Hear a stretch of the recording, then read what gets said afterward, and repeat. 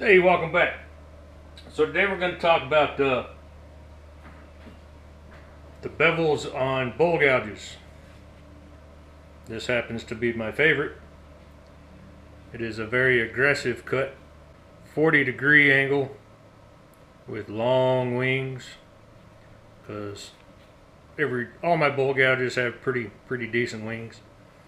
This is a tool I use just all the time for roughing bowls to the initial hollowing, and then I move on from there. So as you can see, this crotch of walnut needs to be flattened off and hollowing started. And to do that, I'm going to use this first. Before we get too deep, we will take a look at some of the other tools and kind of how they need to be held to cut, and what I like to use them better for. But like I said, let's get this kind of cleaned up, and for that I'm going to use 3/4 inch bowl gouge with a 40 degree bevel and long wings. Alright. Now you can see that I got the bevel pretty open, or the flute pretty open. It's cutting on the very tip, and what that's doing is giving me these little whisper shavings, but it's going to give me a nice clean area to work with. I'm not pushing real hard, and I'm rubbing the back of the bevel on the tool, or on the wood.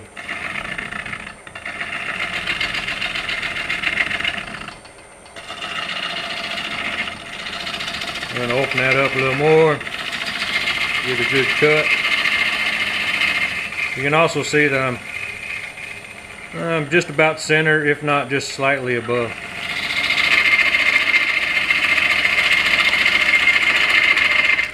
Now, a good thing about wings, like I'm doing here, I don't have to pull my tool way over on the other side.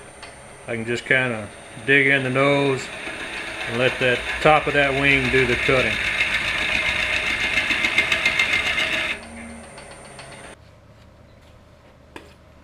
So as you can see, much better. Man, look at that figure. I hate that I'm going to lose a lot of that. This would be a good time to have a coring system, but I digress. Alright, so that was a look at my favorite tool. Now the next one I use the most of is this tool. This is a 5/8 bowl gouge. It has a 55-degree angle. Needs some tending to there. But as you can see, it has a lot of wings on it too. Now this is really good for the bottom of bowls, because it likes to be held kind of like this, instead of, you saw the other one I was holding like this. Now I could hold this one that way, but it's very odd, and I have a pretty good chance of catching. So this one needs to be held more out, away from me, versus this one can be held like here at me. This one needs to be held here, away from me. But let's see if she'll give us a good cut to start with anyway. I got this running a little over 500. Little past the first shaking. So like I said, I have to hold it out a little more from the body.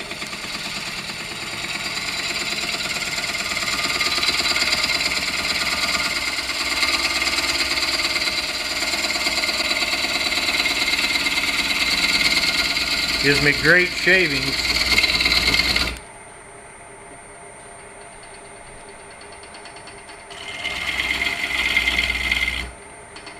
Which is why it's good for a finishing cut. Gives me really nice, pretty shavings, but I happen to hold it way further out.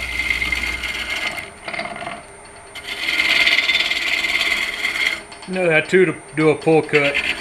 Pretty easy, cutting right on the top. put it against, find your cut, pull it back.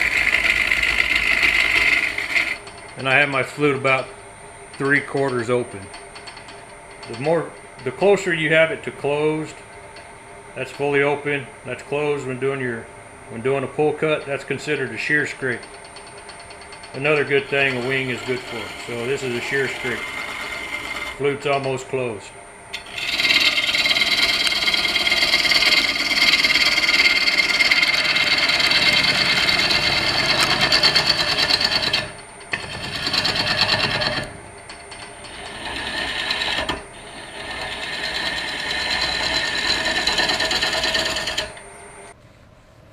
Nice smooth cut. Still beautiful figure, man. So, and like I said, you can get into the bottom of a bowl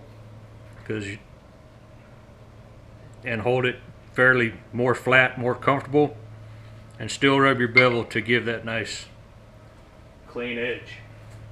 Now this has a more traditional bevel or standard profile with a wing. Your standard profile, the wing would stop right about here. This extra bit of the wing makes it be considered an Irish profile. I'm a redhead. Maybe that's why I like the wings. It's about a 45-degree angle. So far we've done a 40, a 55. Did I tell you that was 55? Yeah, so that's a 55. That's a 40. 45. Excuse me. This one also is good for bottom of bowls, but a little better for more of the hollowing or more of the rough work. Can't get a real sharp edge or sharp bottom with this, but let's check it out anyway. Back up there about 550. Now this one too, you have to be a little closer in. Rub the bevel. Still gives you really nice shavings.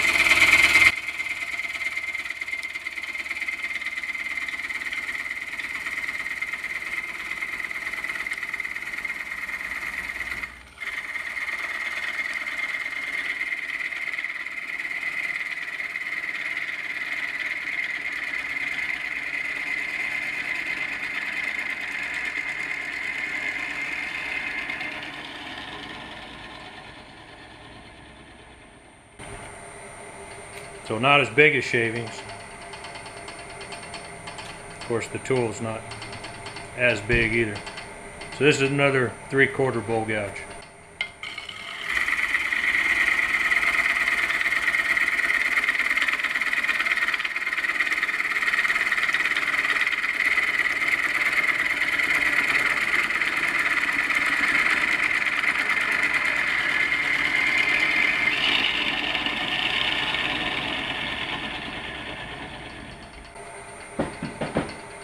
Alright, I think we got two more to look at. So this is considered an Ellsworth grind. It's at about a 60-degree angle. Still has wings, but you can see the difference. Alright, so here's a standard profile or a Irish grind since it has the wings. Here is a Ellsworth shape. So top is Ellsworth. The bottom is a Irish profile. This one's 45 degree. This one is 60 degree. This I consider an absolute bottom feeder because I can rub that bevel all the way through and hold it pretty straight.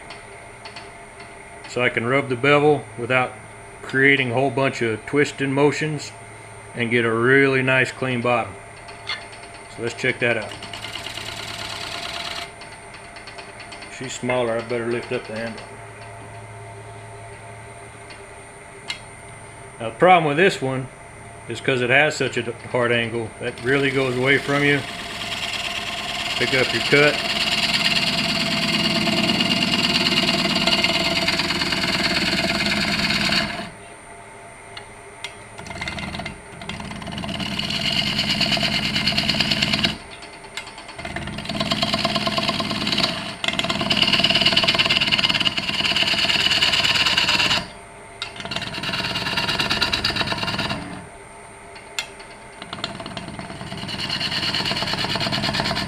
That's doing a lot of jumping because the handle's really small and it's a tiny tool.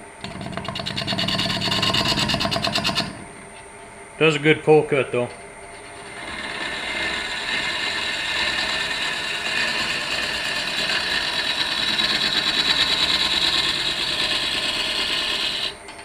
But deep, sharp curves at the bottom of a bowl,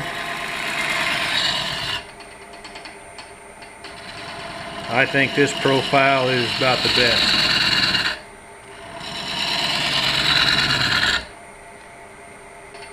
Take a look at another one. This is another 45. It needs some tending to. This is kind of a in between a standard grind and the Irish profile. It's kind of in its transitional phase.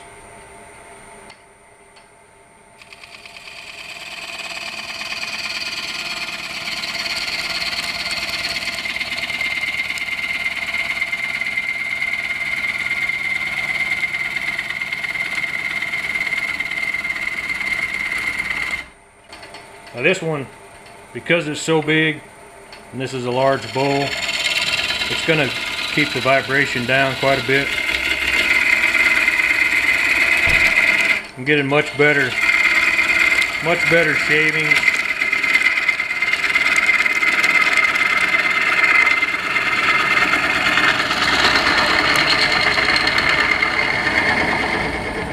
Much less vibration and a much cleaner cut.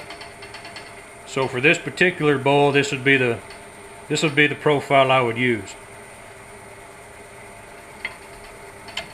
Kind of why you have different profiles. Like everything else, you use the one that's best at the time.